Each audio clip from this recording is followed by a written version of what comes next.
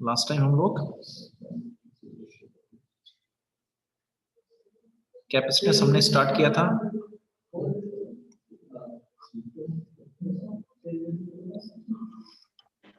ठीक है। सबसे पहले तो देखें a system of two conductors having equal and opposite charges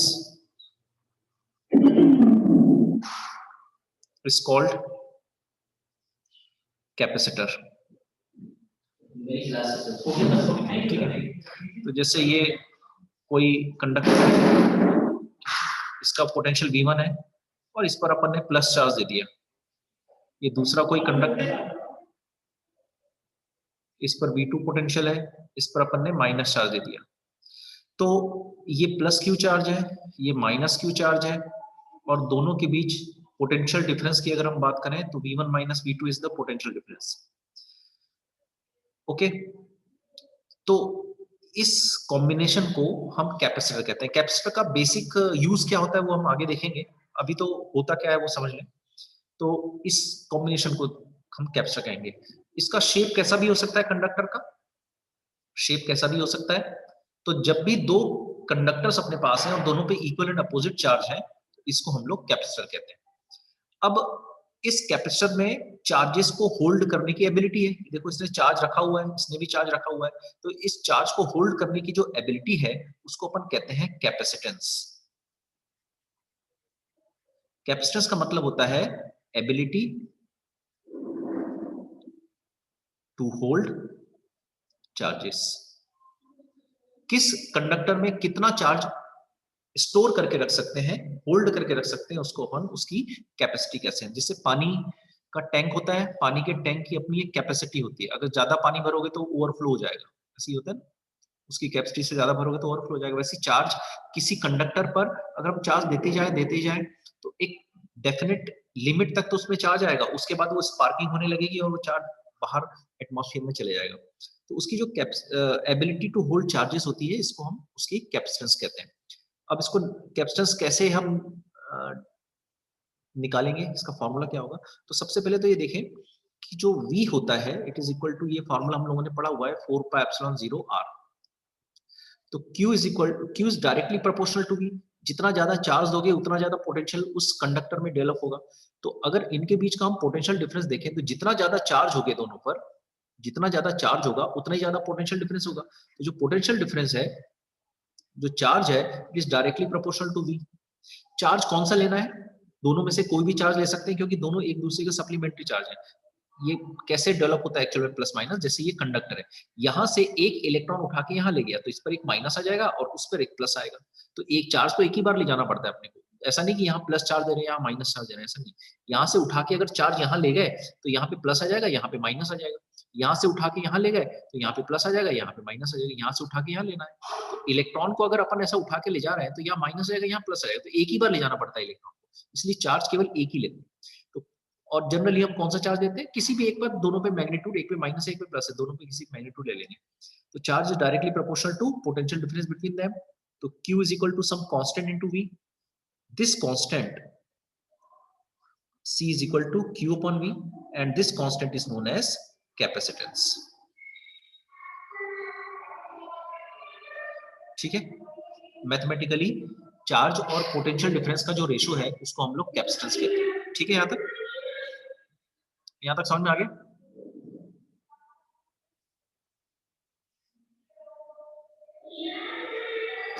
यहां तक क्लियर है क्या,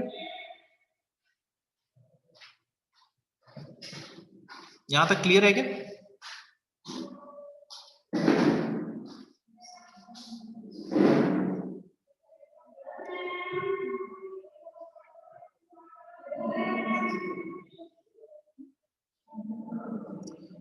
जल्दी से बोलो, आंसर दो जल्दी से। यहां तक ठीक है।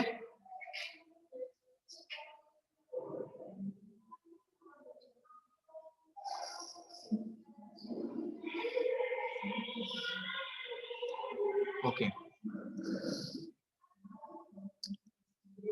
ओके, कुछ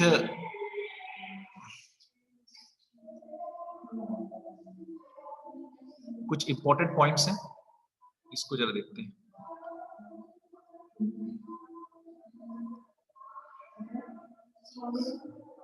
पहला, जो एसआई यूनिट है ऑफ सी, ये क्या होगी? Q अपॉन V होता है। तो एसआई यूनिट में क्या लिखेंगे? कूलॉम पर वोल्ट। इस कूलॉम पर वोल्ट को अपन कहते हैं फैराड। तो इसकी जो एसआई यूनिट होती है वो फैराड होती है, इसको कैपिटल एफ से कहते हैं। ध्यान रखना, फैराडे नहीं होती, फैराडे तो अलग है, वो चार्ज है। फैराडे केमिस्ट्री में, इलेक्ट्रोकेमिस्ट्री में पढ़ा था, वो चार्ज है। इसकी यूनिट फैराड होती है, ठीक है।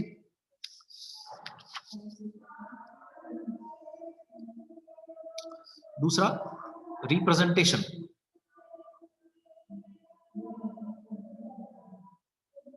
कैपेसिटेंस को हम लोग इस तरह से रिप्रेजेंट करते हैं, इस दो लाइन खींचकर इसके सिंबल को। ये पहले कंडक्टर को शो करता है, दूसरे कंडक्टर शो करता है। चार्ज वगैरह शो करने की जरूरत नहीं है, केवल दो लाइन खींच देते हैं तो ये रिप्रेजेंटेशन हो जाता है। तीसरा,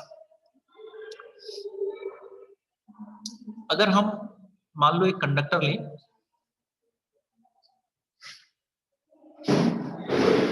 यहां पर एक दूसरा कंडक्टर लें, ठीक है, ये दो कंडक्टर ने लिया, यहां पर हम प्लस चार्ज लगाते जाएं और यहां पर माइनस चार्ज लगाते जाएं,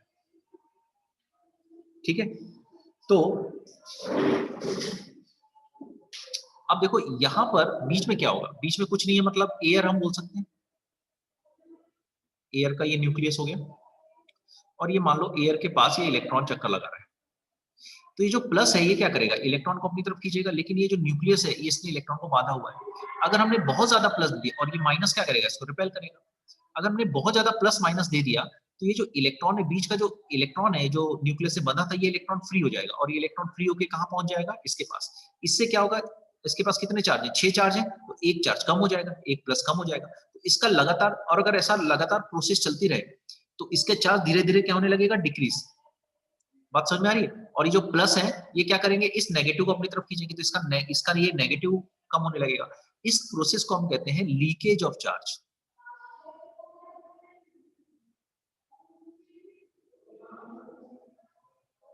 इस प्रोसेस को क्या कहते हैं? Leakage of charge.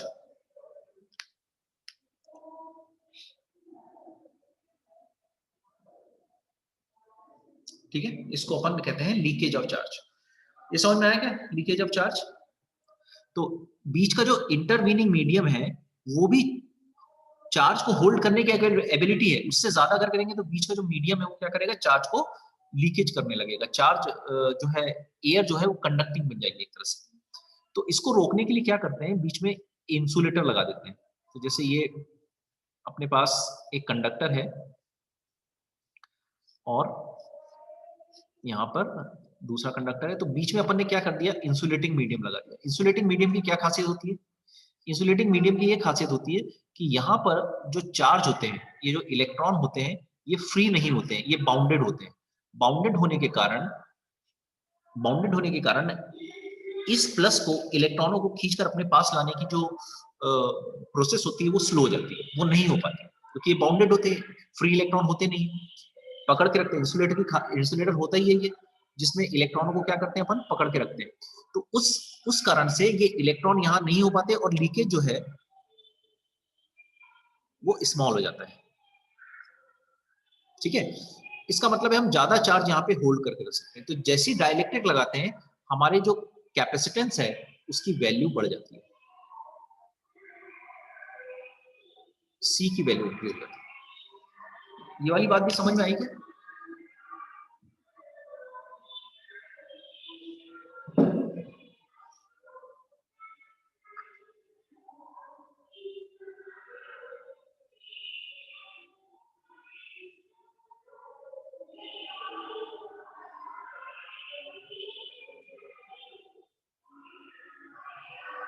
ये वाली बात समझ में आई क्या?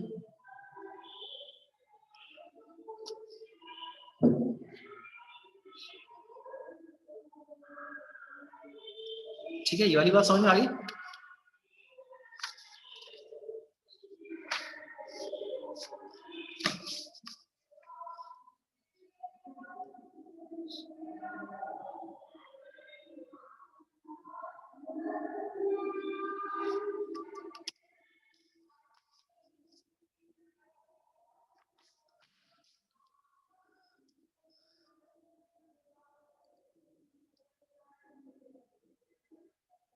तो इसका ये मतलब है कि देखो, तीसरा पॉइंट,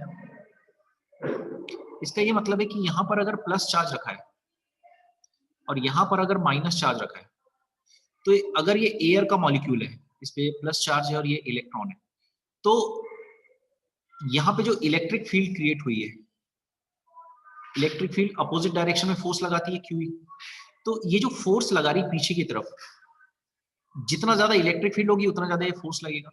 अगर हम इलेक्ट्रिक फील्ड की मैक्सिमम वैल्यू जिस पर ये इलेक्ट्रॉन इसमें होल्ड करके नहीं रह सकता है और ये फ्री हो जाता है, फ्री करके क्या लगता है चार्ज को, ये यहां पहुंच जाएगा तो ये इसका पॉजिटिव चार्ज क्या होने लगेगा, डिक्रीज होने लगेगा। तो इसको कहते हैं ब्रेकिंग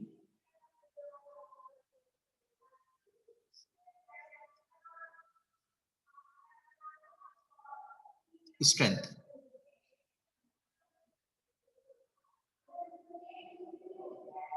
ऑफ एयर। ये एयर की ब्रेकिंग स्ट्रेंथ कहलाती है, समझ में आया? तो ये ब्रेकिंग स्ट्रेंथ एयर की क्या होती है, वो मैक्सिमम वैल्यू जिस तक इलेक्ट्रॉनों को, जिस तक चार्ज होल्ड करके रखा जा सकता है, उसके बाद अगर हम और इंक्रीज करेंगे इलेक्ट्रिक फील्ड, मतलब चार्ज को बढ़ाएंगे, तो ये इलेक्ट्रॉन क्या होने लगेंगे, इसको जिधर जाके न्यूट्रलाइज करने लगेंगे। उस मैक्सिमम इलेक्ट्रिक फील्ड को हम कहते हैं ब्रेकिंग स्ट्रेंथ ऑफ एयर।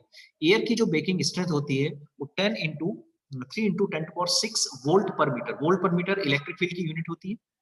तो इतनी, यानी 1 मीटर में, अगर 1 मीटर डिस्टेंस में हमने इतना वोल्ट लगा दिया, तो जो बीच की एयर होगी वो कंडक्टिंग हो जाएगी। जो लाइटनिंग होती है उसमें भी ये होता है, ऊपर का जो ये हमारी अर्थ है, और ऊपर प्लस चार्ज क्रिएट होता है, यहाँ माइनस चार्ज क्रिएट होता है।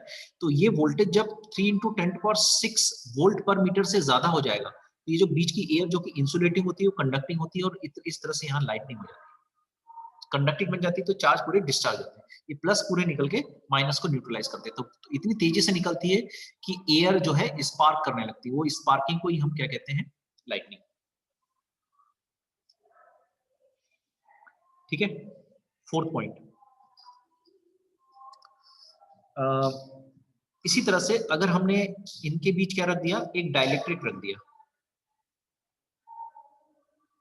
इनमें डाइलेक्ट्रिक रख दिया, तो एयर की तुलना में इसकी जो चार्ज, इसकी जो इलेक्ट्रॉन को होल्ड करने की एबिलिटी वो ज्यादा है, और इसलिए हम क्या कर सकते हैं, ज्यादा चार्ज यहाँ पे होल्ड करके रख सकते हैं। ज्यादा चार्ज होल्ड करके रखने के क्यों रख सकते हैं, क्योंकि इलेक्ट्रॉन यहाँ से निकलना बहुत मुश्किल होगा एयर के कंपेयर में, और इसलिए वो मैक्सिमम इलेक्ट्रिक फील्ड की वैल्यू, इलेक्ट्रिक फील्ड की वो मैक्सिमम वैल्यू जिसमें हम ये, जिससे ये जो डाइलेक्ट्रिक है कंडक्टिंग नहीं बन पाएगा, डाइलेक्ट्रिक मतलब इंसुलेटर, कंडक्टिंग नहीं बन पाएगा, उसको अपन कहते हैं डाइलेक्ट्रिक स्ट्रेंथ।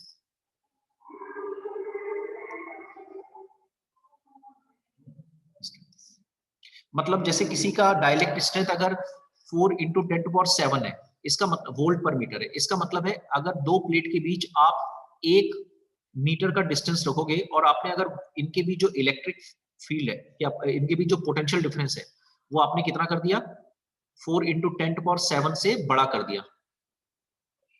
ठीक है, अगर इससे बड़ा कर दिया, तो ये जो बीच का डाइलेक्ट्रिक रखोगे आप, के डाइलेक्ट्रिक कांस्टेंट है, वो कंडक्टिंग बन जाएगा, और यहाँ के इलेक्ट्रॉन निकल निकल के इसको न्यूट्रलाइज कर देंगे, चार्ज खत्म हो जाएगा और कैपेसिटर बचेगा नहीं। ठीक है, समझ में आ गया? था yes. लोग थोड़ा बोलते जाओ अगर समझ में नहीं आ रहा है तो कोई चीज, क्योंकि और कोई ऑप्शन है नहीं अपने पास।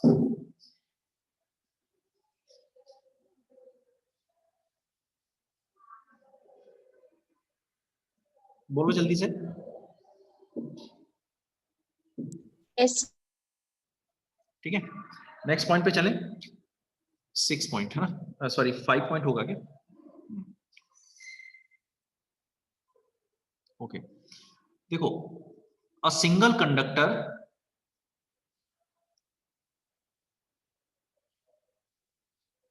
Can be assumed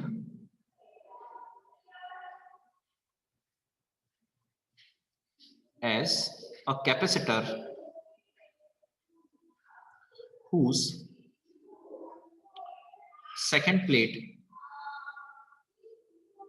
is at infinity।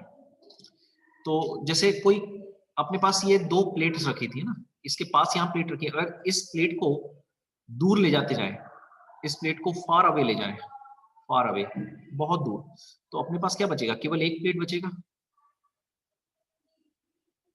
तो ये जो आइसोलेटेड प्लेट बचेगा, ठीक है, तो ये इटसेल्फ अ कंडक्टर, कैपेसिटर, इसको हम कैपेसिटर की तरह ट्रीट कर सकते हैं। ये क्या है अपने पास? आइसोलेटेड कंडक्टर, तो इटसेल्फ अ कैपेसिटर। और इसकी जो सेकंड प्लेट है वो कहां पर होगी? इंफिनिटी। ये बात समझ में आई क्या?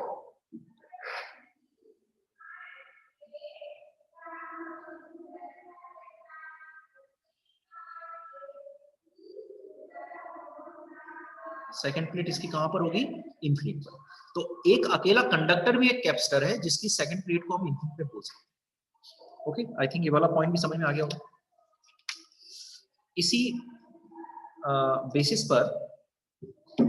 बेसिस पर हम ये बोलें, कौन सा पॉइंट है? 6th point I think. अगर अपने पास एक स्फेरिकल कंडक्टर है,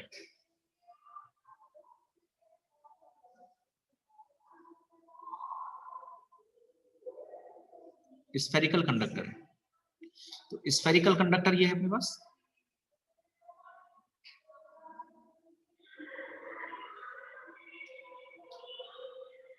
ठीक है। स्फेरिकल कंडक्टर की जो रेडियस है ये मान लें r है, इस पर अपन ने प्लस चार्ज दे दिया।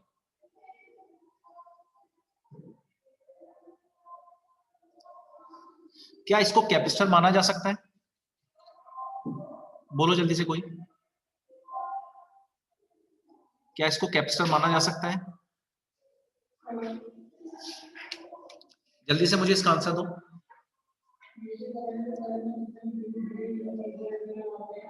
क्या इसको कैपेसिटर माना जा सकता है सेकंड प्लेट को?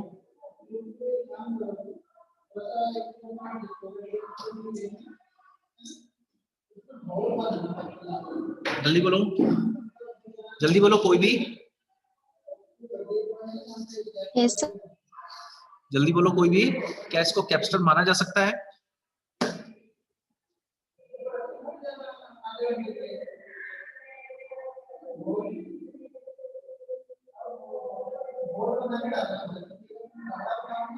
हाँ, है ना इसका, तो इसकी कैपेसिटी कितनी होगी? अगर ये स्फेरिकल कंडक्टर है तो इसकी कैपेसिटी, हाँ बिल्कुल करेक्ट, तो इसकी कैपेसिटी कितनी होगी? तो C इज इक्वल टू क्या होता है? Q बाई V, अभी अपन ने देखा था। तो चार्ज कितना है इस पर? Q। बताओ स्फेरिकल कंडक्टर का पोटेंशियल कैसे निकालते हैं? इसका क्या फार्मूला होता है? Q upon 4 pi epsilon 0 r, यही फार्मूला होता है। Q से Q कट गया, तो C इज इक्वल टू क्या आ जाएगा? 4 pi epsilon 0 r। This is the capacity of a spherical conductor. और इससे आप देख रहे हो कि जो कैपेसिटी है या कैपेसिटेंस है, it is directly proportional to radius. इसका क्या मतलब है कि जितना बड़ा कंडक्टर आप करते जाओगे उतना ज्यादा आप उसमें चार्ज स्टोर करते जाओगे। और इसी से एक चीज और समझ में आती है कि जो C है it depends on physical conditions, physical state, कितना बड़ा यानी साइज पे डिपेंड करता है, बट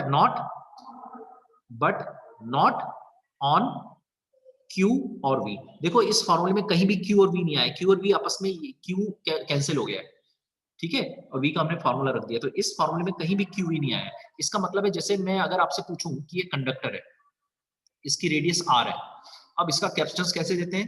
4 पाई एप्सिलॉन 0 R, इस पर मैंने 1 कूलम चार्ज रख दिया।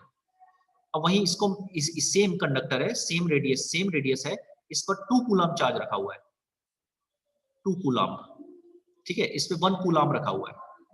और मैं पूछूं कि बताओ दोनों में से कैपेसिटी किसकी ज्यादा होगी? ये C1 की ज्यादा होगी या C2 की ज्यादा होगी? तो क्या बोलोगे?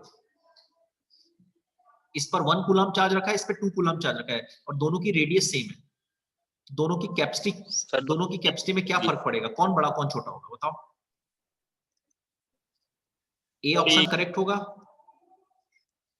बी ऑप्शन करेक्ट होगा, या सी ऑप्शन करेक्ट होगा, या डी ऑप्शन करेक्ट होगा? नन। जल्दी बताओ कौन सा ऑप्शन करेक्ट होगा? सी ऑप्शन करेक्ट होगा। यस करेक्ट, सी करेक्ट क्यों होगा? क्योंकि चार्ज पे डिपेंड नहीं करती capacity, capacity depends only on physical state यानी size of the conductor. Okay, इसी इसी पॉइंट में एक इंपॉर्टेंट पॉइंट और बता दें, 7th पॉइंट है आई थिंक, कि कैपेसिटेंस ऑफ अर्थ।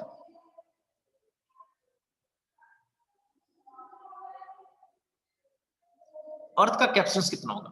तो अज्यूम,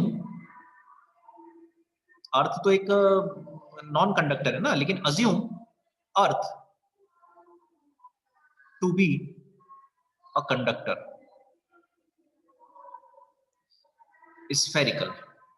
स्फेरिकल कंडक्टर, अर्थ का शेप कंप्लीटली भी स्फेरिकल नहीं है, पर अज्यूम किया, अगर हम अज्यूम करें कि अर्थ स्फेरिकल कंडक्टर है और इसकी रेडियस कितनी होती है? 6400 किलोमीटर, ये इसकी रेडियस होती है।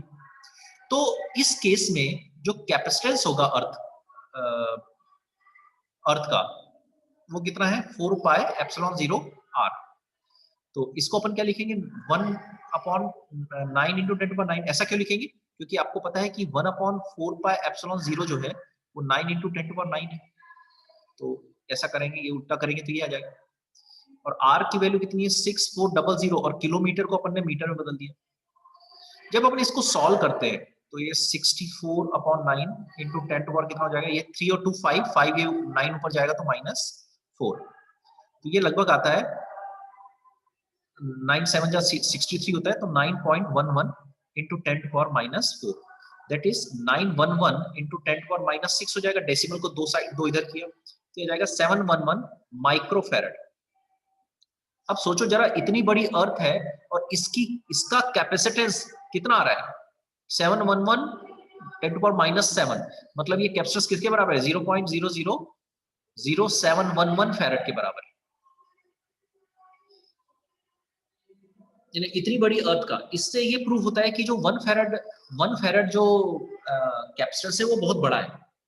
1 फैरेड जो है वो बहुत बड़ी यूनिट है, इसलिए जनरली हम लोग क्या यूज करते हैं? Micro farad, pico farad, nano farad, ये तरह की यूज करते हैं। Farad is a very big unit. Okay, और अगर अर्थ का कैपेसिटेंस, अगर उसको कंडक्टर अज्यूम करके निकालने की बात की जाए तो 711 अप्रोक्सीमेट आएगा। इसी से जुड़ा हुआ एक और पॉइंट है, और वो ये है कि अगर find the size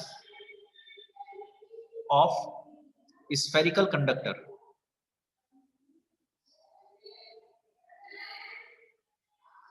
to hold 1 coulomb charge,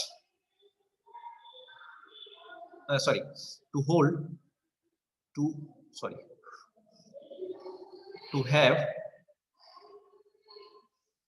1 farad capacitance।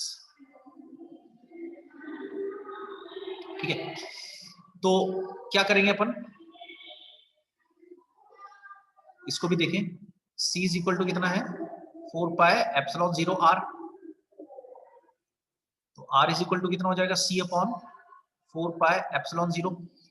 ये 1/एप्सिलॉन 0 है, तो 9 इंटू 10⁻9, और कितना फैरेड रखना है? 1 फैरेड, तो आ जाएगा 9 इंटू 10⁻9 मीटर, मतलब 9 इंटू 10⁻6 किलोमीटर। सोचो जरा, अर्थ की रेडियस कितनी होती है? 6400 किलोमीटर, और ये कितना है? 9 1 2 3 4 5 6 इतने किलोमीटर। सोचो, वेरी वेरी ग्रेटर देन अर्थ, मतलब अर्थ से भी कई गुना बड़े साइज का हमको एक कंडक्टर बनाना पड़ेगा, तब जाके एक फैरेड उसकी कैपेसिटी होगी। इससे केवल ये समझ में आ रहा है दोनों से, 9th और 10th वाले पॉइंट से, ये वाले पॉइंट से, कि अर्थ की कैपेसिटी इतनी है, और इस वाले पॉइंट से कि अगर आपको 1 फैरेड कैपेसिटेंस रखना पड़ेगा तो इतना बड़ा साइज का कंडक्टर लेना पड़ेगा। इन दोनों से आपको केवल एक चीज समझ में आ रही है कि 1 farad is a very very big unit. बस इतनी चीजों के लिए आपको ये बताएगा। ठीक है, तो हम लोग जनरली कौन सा यूज करेंगे? हम लोग generally micro farad, pico farad और नैनो फैरेड, ये भी यूज करेंगे। ओके, अब इसमें एक चीज और बता देते हैं आपको, यूज या इंपॉर्टेंस ऑफ कैपेसिटर। कैपेसिटर का इंपॉर्टेंस और यूज क्या है? तो पहला तो इसका यूज है कहां पर, काय के लिए, टू स्टोर चार्जेस।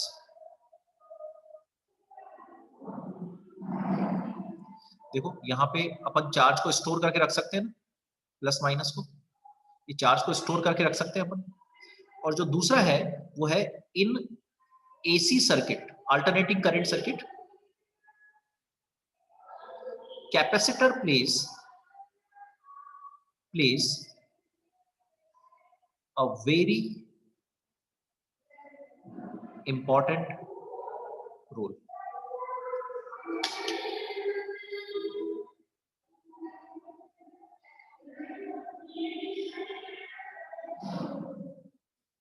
ठीक है, जो एसी सर्किट है उसमें कैपेसिटर बहुत ही इंपॉर्टेंट रोल प्ले करता है।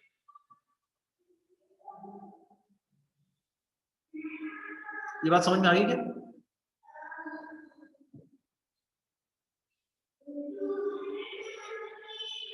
तो वो कैपेसिटर हम एसी करंट में उसको देखेंगे। यहां तक समझ में आ गया क्या आपको? आगे चलें इसके, यहां तक समझ में आ गया क्या? Can we move forward? Okay, चलो। Types of capacitor.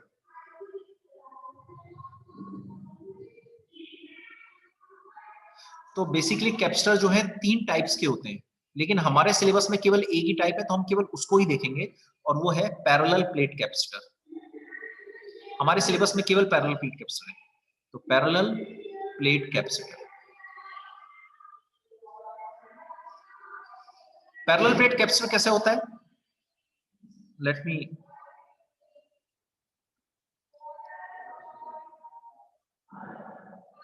देखो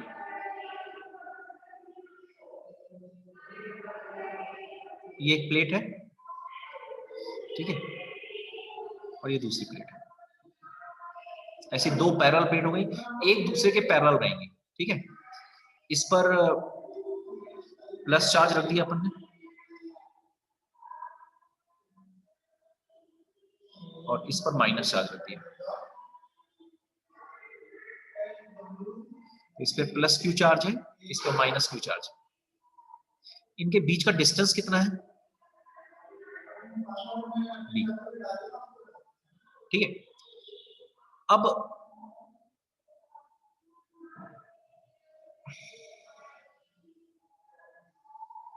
ये अभिषेक इतना लेट क्यों आ रहा है यार? अभिषेक,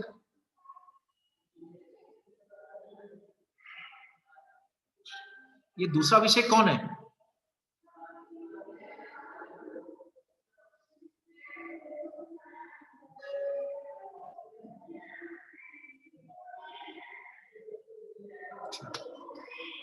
चलो, हाँ कोई एंटर हो रहा था अभिषेक एक्चुअली। ओके, इनके बीच का डिस्टेंस है ये, हम लोगों ने ये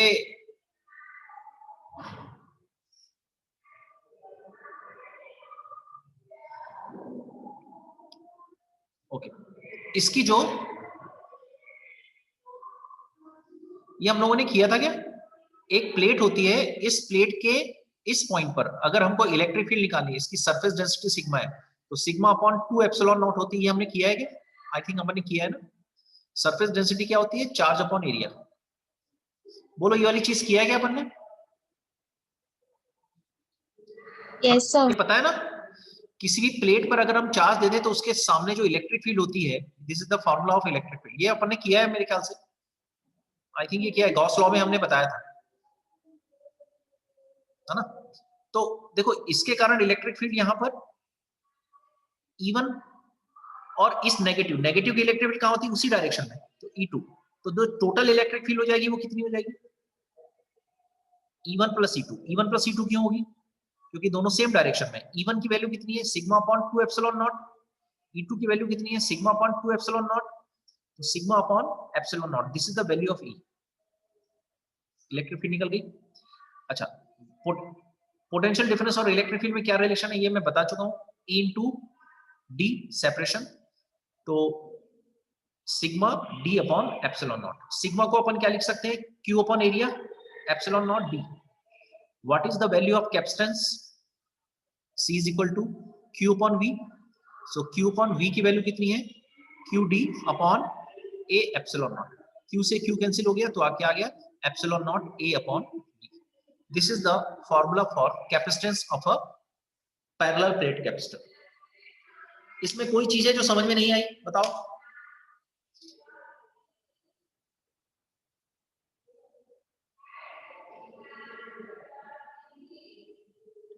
इसमें कोई चीज है जो समझ में नहीं आई?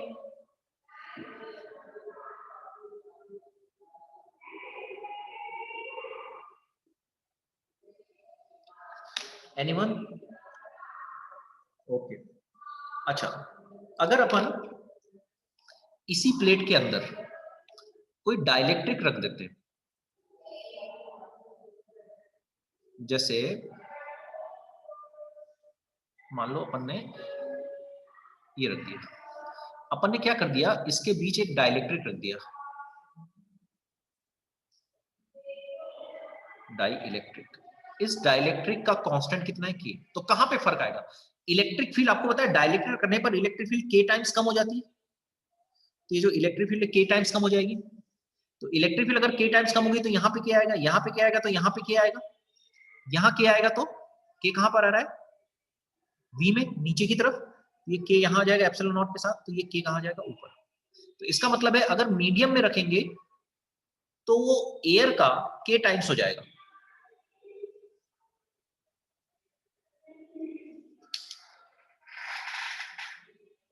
क्यों? ये वाली बात समझ में आई? यानी कैप्सिस के गुना हो जाता है मीडियम में रखते। ये वाली चीज समझ में आई क्या? Yes, sir.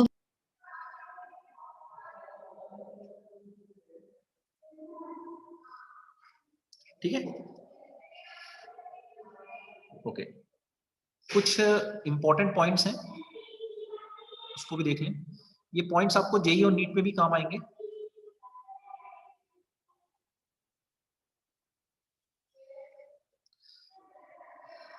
ओके, तो आई थिंक टाइम होने वाला है, तो बाकी क्लास हम कल कंटिन्यू करते हैं। अच्छा, आप लोगों को इसके नोट्स चाहिए क्या?